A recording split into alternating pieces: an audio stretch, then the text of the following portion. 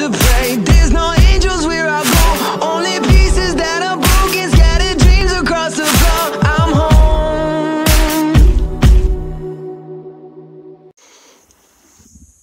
Hello everyone, this is Show here, and this is probably going to be the second video for the day, and also the last one I release until I get done with work today.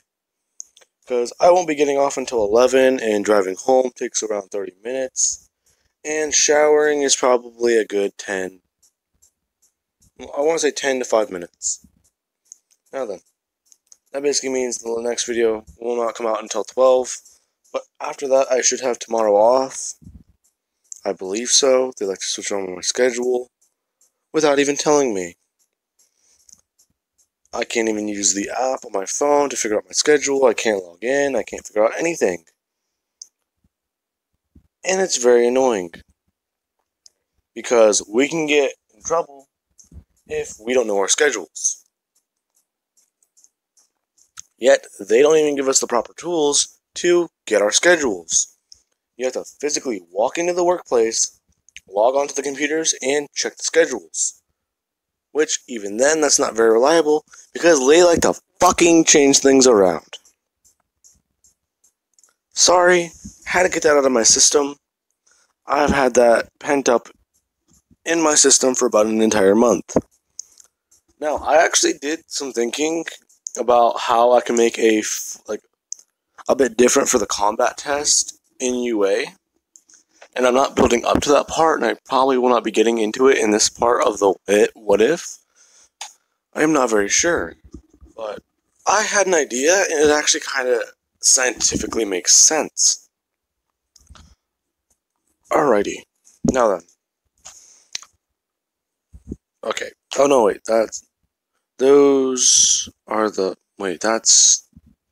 Okay, no, this is the what if list. I got confused. Wait. Oh god. I wrote down what ifs on the wrong side of the list. This is the commandment side. No, that's still there. Okay. Anyways, whenever we last left off... There they are. Whenever we last left off, Deku had essentially awakened the rest of his quirks. Now, doctors are actually trying to figure out what's going on with Deku, and this is whenever they would learn. Before I started today, I mentioned that there was apparently a person who did a what if Deku had 25 quirks. They said they were on their second channel, which was the Immortals. I believe that was true, and I did not know that they made a what if like that, and I have not found it before. But they said they didn't care that I was doing the 10 quirk what if, and the reason I did this what if was because I just thought, hey, what if Deku had a bunch of really overpowered quirks? Putting those together, what do you get? Something really fun. Now then, whenever we last left off, Deku had essentially been invisible for 2 to 3 days. But this wasn't like Invisible Girls where she can talk to people and communicate. This was just completely unobservable to anyone else. Now, because of this, Deku essentially would go to the quirk doctors again, and they would say that he has... Well, this is unheard of. This is obscene. He has 9 quirks. Deku would ask what he means by 9, because he's only counted 8. There's the Light Strider, there's his Heater, there's the Amp, there's his Intelligence, there's his Telekinesis, and that Invisible thing. This is whenever he would say that Deku may have also forgotten Regeneration well, not Regeneration, but he forgot that he can essentially, this is whenever the doctor would then say that essentially the quirk that he has not showed off, or he doesn't know he has, is apparently some form of hardening, but it's not at the same time. He can essentially mold his body into a weapon. Deku would ask what exactly he means by that, and he would then say that from what he can tell, he would ask Deku if he can try to think of a knife in his hand. Deku would do this reluctantly, and he would then his arm would then sharpen into a blade. A very long one from his forearm to his fingertips. Now then, this is whenever Deku would open his eyes and actually look down at his arm, saying that this is weird. The doctors would begin asking Deku to try and cut through certain things, and he would do it. Now then, after cutting through a couple things successfully, they would move up to more challenging items. They would go from a pencil, a watermelon, to things... That is my sister's bird. Things like... Things that are like a jug of water, like a 5-gallon jug, and some like aluminum cans, and they would eventually try getting them to cut through steel and cement. Now, as soon as Deku tries to stab into the steel and cement, this would actually somewhat break his arm, or break the blade in half. And Deku would be looking at it, and he'd feel pain for a second, but he would immediately say that it's gone. Doctors would understand what Deku's trying to say about this, and Deku would go over to try and pick up the blade, but as soon as his hand touches it, it just absorbs back into his arm. Now, he's actually just like looking at his hand, confused, thinking about this, but he just doesn't care. He's thinking that he probably just... Well, that's probably just like some way his quirk works. Or the way that one works, at least. This is one of the doctors would then say that it seems that if the weapons do break, they essentially return to Deku. Or as long as Deku finds them, they return to him. He would then ask what it means by that, because he also has regeneration. They would say they don't know, so they would then begin testing, and they would conclude that if you were to cut Deku in half, then he would not regenerate. Because they would ask if they can cut one of Deku's arms, or at least create a small medical slash to draw blood. And they would draw blood. Now, as soon as they draw blood and they would pull the needle out, this is whenever the blood that's trying to come out of Deku's arm would immediately stop, go back in, and they would actually seal over. Now, the doctors are actually curious because that was that was nearly instant. Now, as soon as that did happen, this is whenever Deku would have just said that felt funny. So they would then start doing other forms of medical exams and treatments on Deku. They would then say that, Inko would then describe what happened with one of his quirks awakening, and essentially what happened at the kindergarten. And the doctors would just say that if he turned invisible, then that's not good. Or if he went completely undetectable, then that's not very good. Because not only is it hard for people with those types of quirks to actually cope with it, but to come with terms to the fact that you may never see your face again is something hard to do. Because he's actually had to diagnose one girl who basically was not born invisible, but one day she turned invisible and she cannot turn it off. Deku would ask to meet her one day, and the doctor would say that that's not a bad idea. That meeting them most of the meeting might actually be good for quirk counseling, because they essentially have a shared experience. Now, after that, Deku would walk into a room one day, actually trying to figure out where the girl is. And this is whenever he would look over and he'd see floating clothes. He's confused by this, but then he just keeps looking around, asking where that one girl is. the doctors would say that that is her over there, and they would point over to the floating clothes. Deku would say that that's she can't turn it off, like I can. They would just say that yes, she essentially has not figured it out yet, or she simply might, well, she may not be able to turn it off yet, or hasn't learned how to, because it's a harder to control quirk. Deku would just say that he gets that, and he would immediately start falling backwards and immediately teleport behind her.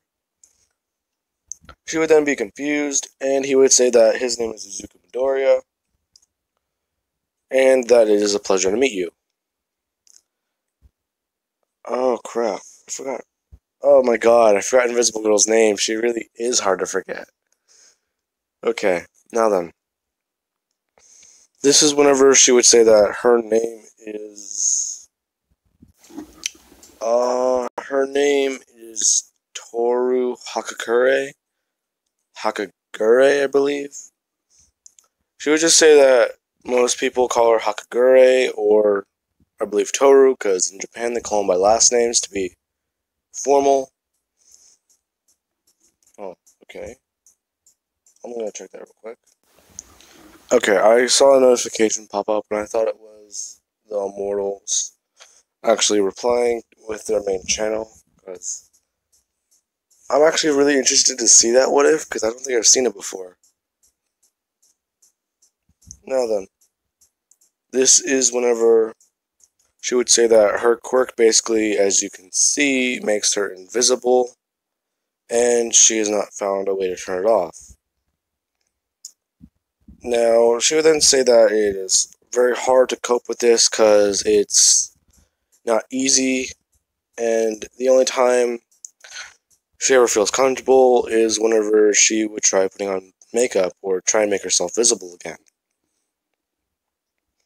Now then,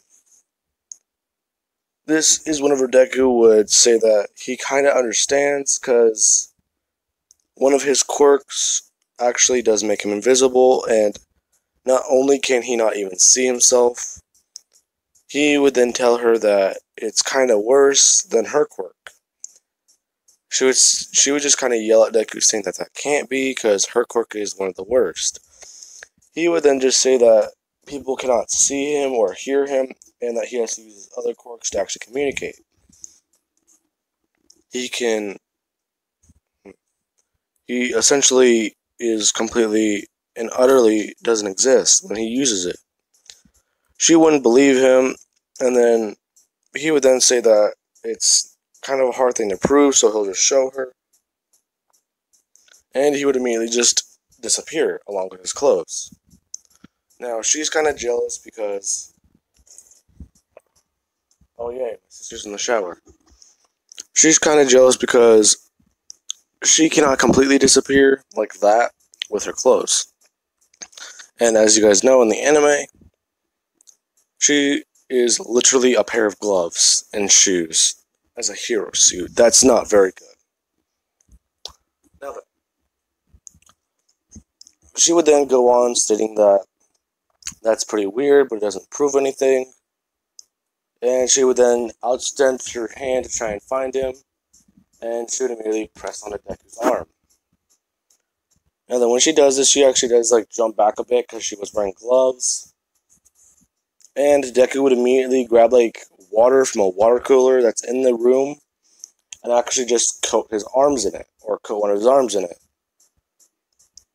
He would then immediately just turn back to visibility, actually getting rid of the water by just flooding it into a sink.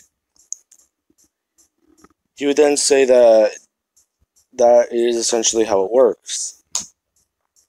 She would then be somewhat impressed and amazed, and she would then realize and ask him how many quirks does he have. He would just say that the doctors have told him he has 9 quirks. She would then like jump back saying that doesn't that make him a quirklet, and he would just say yes. But he essentially, one trade-off for his quirks is one of them floods his body with adrenaline anytime he somewhat gets excited, so he cannot feel pain, at least not to the highest degree. He would have to go through torture and other things like that to actually feel it, which is what doctors have concluded. Like, if he were to break his arm, he would not feel it, but if someone were to... I was going to say something, but it's very morbid. If someone were to put like a drill bit into his eye, he would probably feel it. Yeah, that's very morbid, but it's literally the first extreme example I can think of.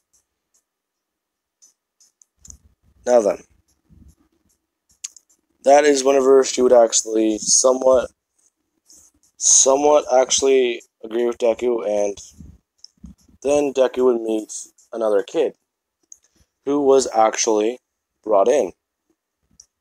He would say that this kid is a bit different because he has been through abuse, and not only that, but his father is somewhat of a madman because he's just been trying to create a very powerful quirk. Deku would ask what he means by a very powerful quirk, and he would then say that his father is the #2 hero and has actually been trying to create a very strong strong child in his delusional things to kill All Might. Deku would just say that that's Endeavor, right? They would say yes, and they would then introduce Todoroki, Endeavor's son with half hold, half caught, as a quirk. Deku would immediately teleport over to him, saying that, so it's 2 quirks, right? He would say yes, and then Deku would then say that it's 1 quirk though, right?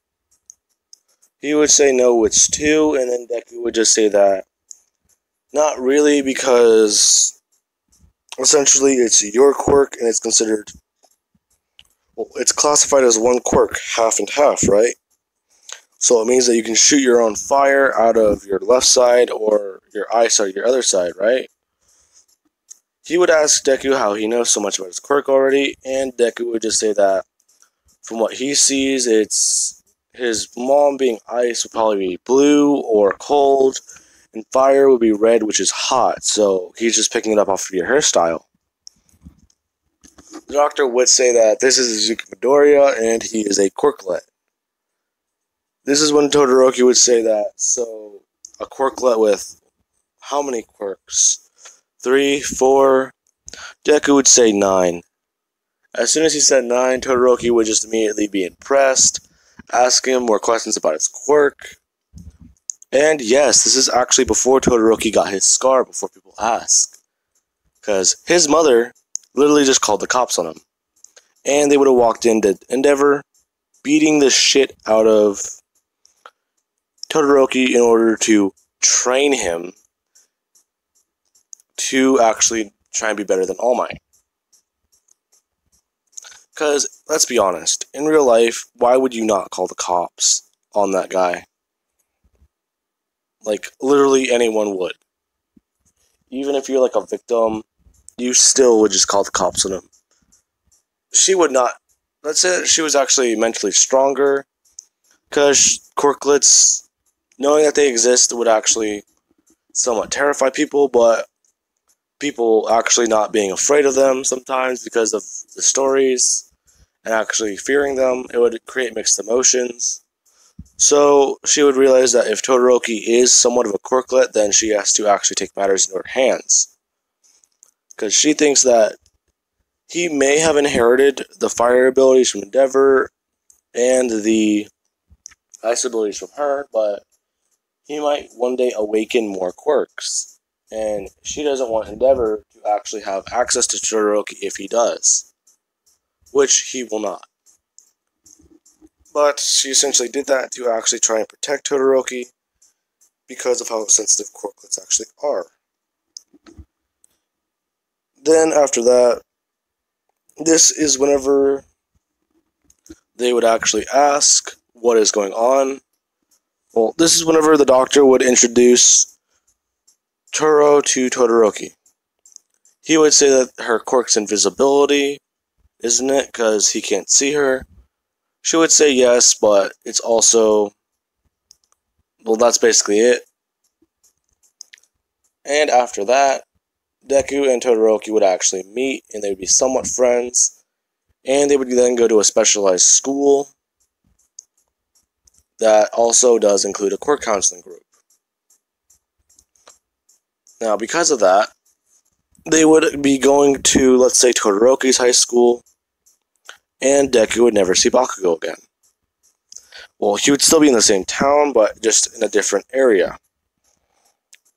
Now then, because of that, they basically Endeavor's in jail, and they still have access to Endeavor's hero stuff.